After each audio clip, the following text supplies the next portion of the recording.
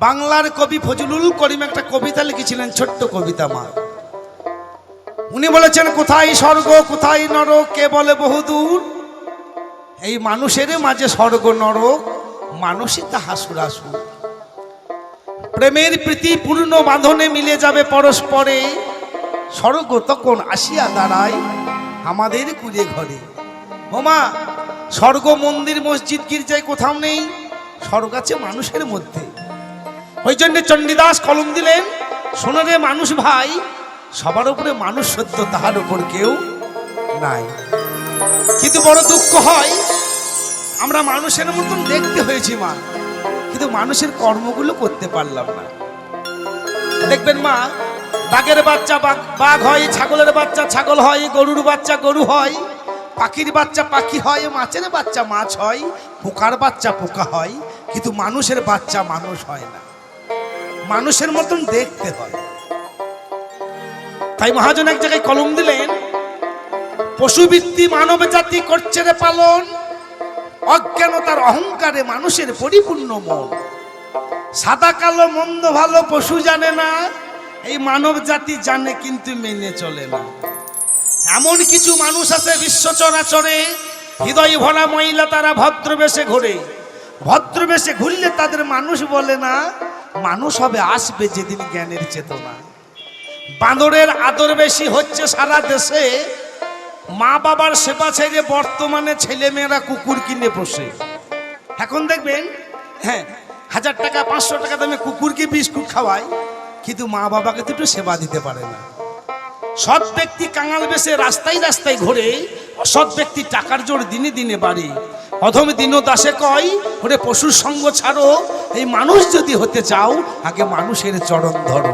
জয় জয় নিতাই গৌর হরিবল হরিবল। তাই গাইব বাউল গান। জিজ্ঞাসা করেছেন বয়াকার হস্যুল বাউল, বটিকে, বটা দেখতে কেমন? বটি দেখবেন মা 3 কোনা।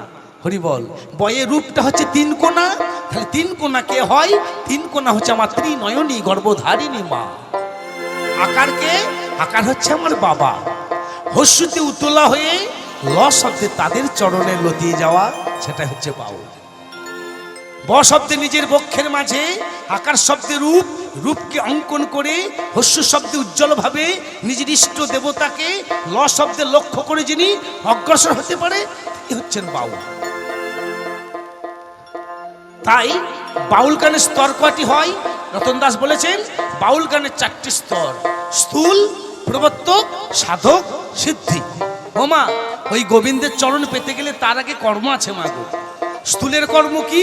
স্থূলের কর্ম হচ্ছে প্রথম পিতামাতার চরণে সেবা করা। পিতামাতার কৃপা হলে সদ্গুরু পাওয়া যাবে, গুরুর চরণ সেবা করলে সাধুর চরণ পাওয়া যাবে, সাধুর চরণে সেবা করলে তবে ওই গোবিন্দের চরণ পাওয়া যাবে মা। কিন্তু সেটা আমরা করি মা? করি না। আমরা প্রাইমারি স্কুলে পাস না করে কলেজের প্রিন্সিপালকে বলছি আমাকে একটা সার্টিফিকেট দেন তো বাবা, হবে? হবে না। তাই কর্ম কি করা দরকার সেটা করি না। শুনুন একটি বহির্জগতে গান। জগৎ হয় দুটি, একটা হচ্ছে বহির্জগৎ, একটা হচ্ছে অন্তর্জগৎ। পালা হয় দুটি, একটা হচ্ছে আসার পালা আর একটা যাওয়ার পালা।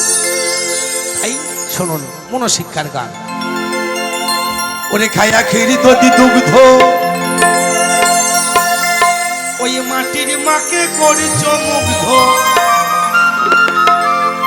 দেখবেন মা, যখন একটা মাটির প্রতিমা পূজা হয়, ক্ষীর নবনী দধি দুগ্ধ কত ফলমূল মাথায় করে নিয়ে যায়। আর ঘরে একটা জ্যান্ত মা থাকে, কোনোদিন বলি না মা তোমাকে 500 টাকা দিলাম, তুমি 2 দিন ফল কিনে খেও। গোবিন্দ এক জায়গায় কলম দিয়েছেন, প্রতিটা মায়ের অন্তরে প্রতি মা বিরাজ করে। কেন? জননী জন্মভূমিষ্ঠ স্বর্গাদপি গরিয়সী, স্বর্গের থেকে বড় হচ্ছে মা। পিতা স্বর্গ পিতা ধর্ম, পিতা হি পরমং তব, পিতরি পিতুমাপন্নে প্রিয়ন্তে সর্বদেবতা। কিন্তু সেই দেবতা দেখে আমরা ভক্তি করতে পারলাম না। তাই মহাজন এই গানটি রচনা করলেন। ওরে খায়া খেরি দধি দুগ্ধ, ওই মাটির মাকে করিছ মুগ্ধ। ঘরে বসে জ্যান্ত মাতরে পচা পান্তা খাই, ওরে স্বর্গপুরে ছাই হবে রে। আমার মায়ের বেদনাই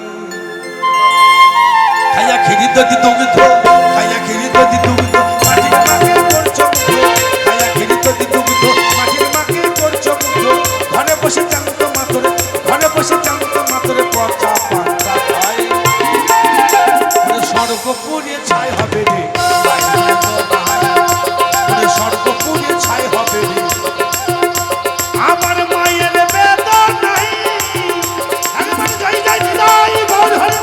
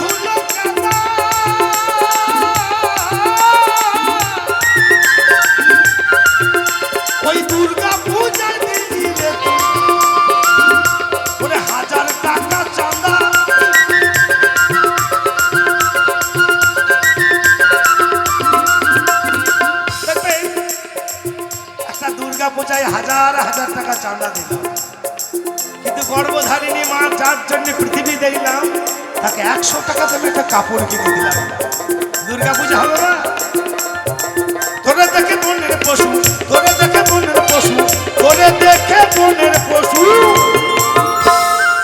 মুখ ঢাকে লজ্জায় একটা বনের পশু লজ্জা করেছি তোমার ঘরে একটা জ্যান্ত দুর্গা আছে তাকে তুমি চিনতে পারলে না মাটিরই দুর্গাকে হাজার হাজার টাকা চাঁদা দিলে আর যার জন্য পৃথিবী দেখলে তাকে 100 টাকা দামে একটা কাপড় কিনে দিলে না তোরে দেখে বনের পশু ওরে মুখ ঢাকে লজ্জায় ওরে স্বর্গ পুড়িয়ে ছাই হবে রে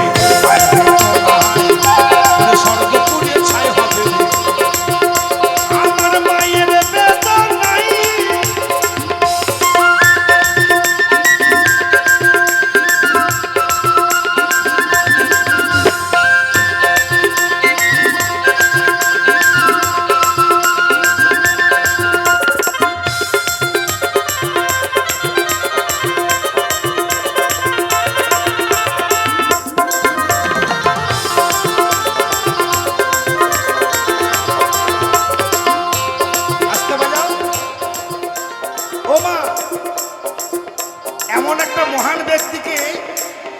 বাবু দাসকে দেখাইতে পারবেন যে মা বাবার চরণ সেবা করে নাই অথচ সে মহান হয়েছে একটা দেখান যে পিতা মাতাকে ভক্তি করেনি অথচ সে মহান হয়ে গেছে একটাও পাবেন না মা যারা মহান ব্যক্তি যারা গুণী মানুষ সবাই মা মাতৃভক্ত প্রমাণটা দিয়ে যায় আমার পরমহংসতে মাতৃভক্ত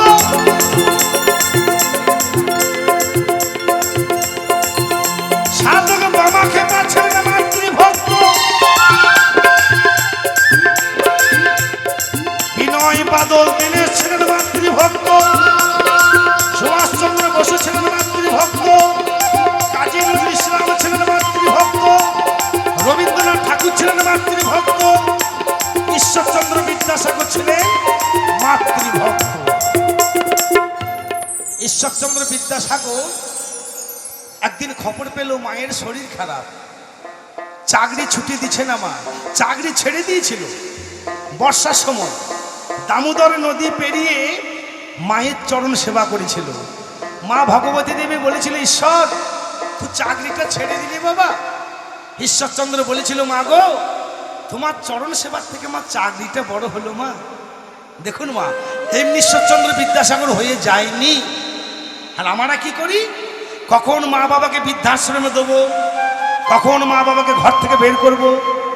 কিন্তু মা গো, পিতা মাতার তুল্য ভগবান কোথাও পাবেন না মা, ওনারা হচ্ছে জ্যান্ত ভগবান। তাই মহাজন বললেন, দিলি মূর্তির পায়ে যত ফুল,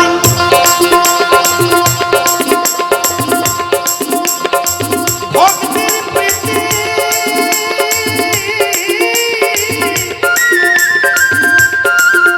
তার শত ভাগের এক ভাগ যদি আমার মায়ের পায়ে দিতিস,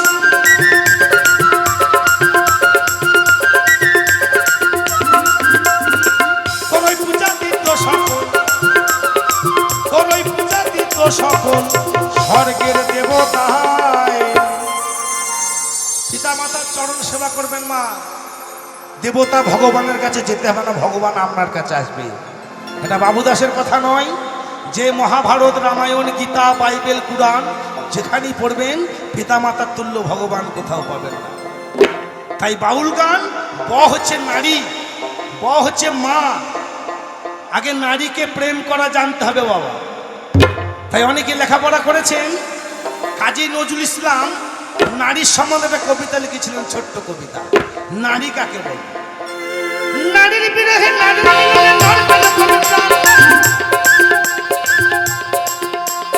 যত কথা তার কবিতা হইল, শব্দ হইল গান। তাজমহলের পাথর দেখেছ, দেখো নি তার প্রাণ। অন্তরে তার মমতাজ নারী, বাহিরে শাহজাহান। ভেবেছ নর নারী শুধু মিটাই কামের ক্ষুধা, তুমি দিলে প্রেমের অর্ঘ, তোমায় দিত সুধা। এটা কলম দিলেন কি, নারীকে শুধু কামনার দ্বার হিসেবে ব্যবহার করলে হবে না বাবা, আগে নারীকে প্রেম করা জানতে হবে। হ্যালো হ্যালো,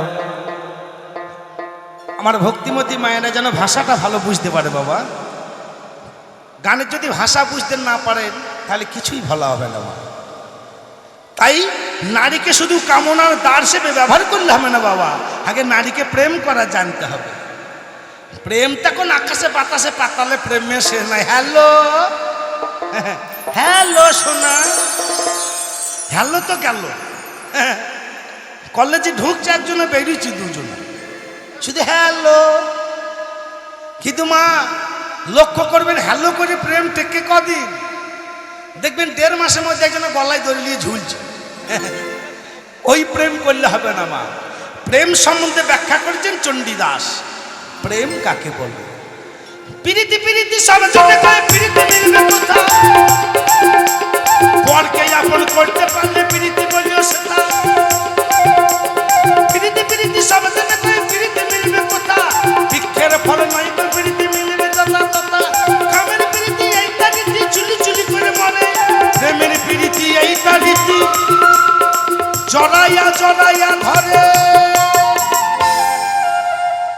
মাগো কোন প্রেম বলেছেন, কামের পিড়িতে ব্যথা জাগে চিত্তে, বলিতে পরানো ফাটে, আর প্রেমের পিড়িতে ঘষিতে ঘষিতে চন্দন সৈরব ওঠে।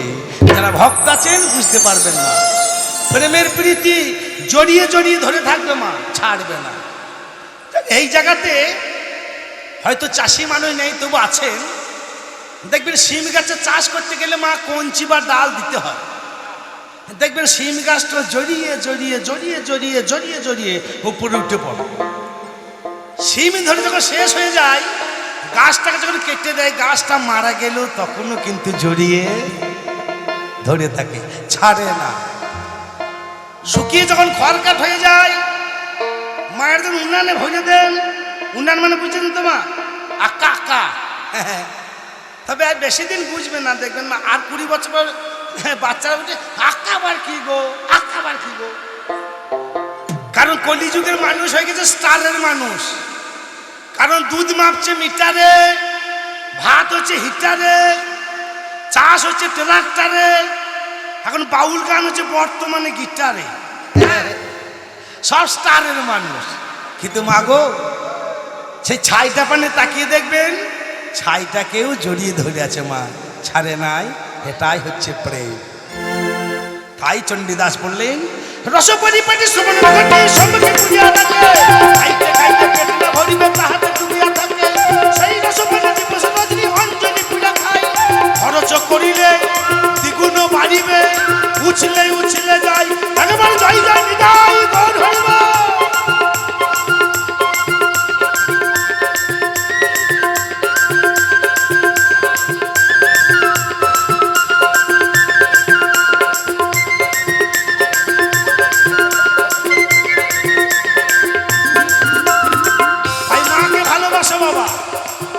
মাকে যদি কেউ ভক্তি না করে, মহাজন কলম দিলে ধ্বংস হয়ে যাবি যদি।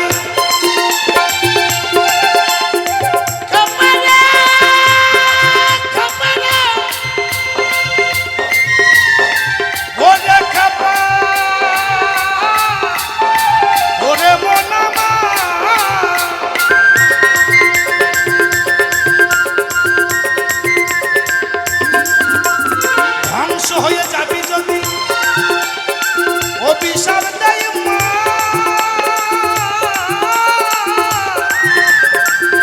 ওরে রক্ষা করতে পারবে না তো ওই মাটির প্রতিমা।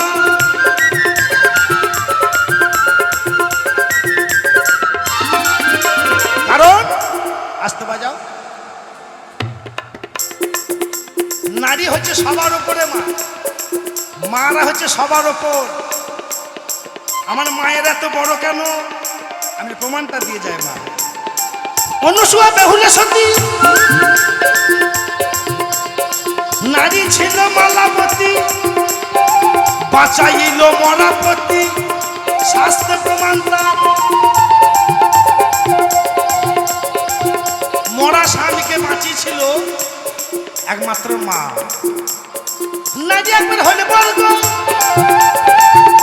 জীবে মাথায় ঘরে কালের চক্র, চক্রধারীর পক্ষে চক্র বোঝা বড় ভার।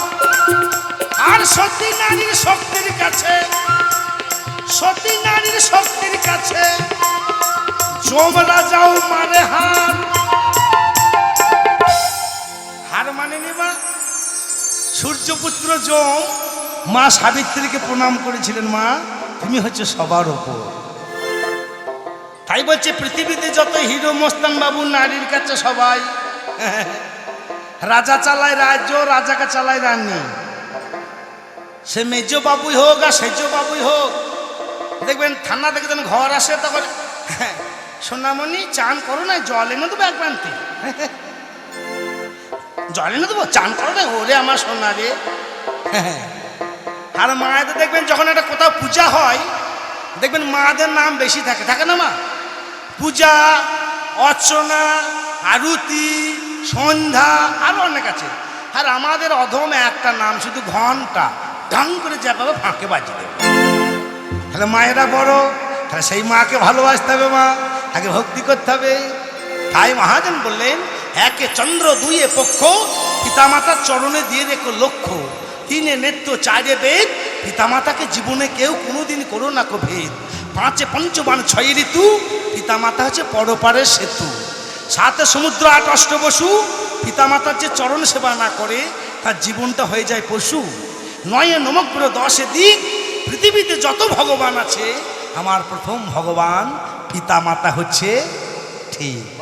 তাই মহাজন তাই মাগো গাইব আর একটি দেহতত্ত্ব গান। শুনুন একটি দেহতত্ত্ব।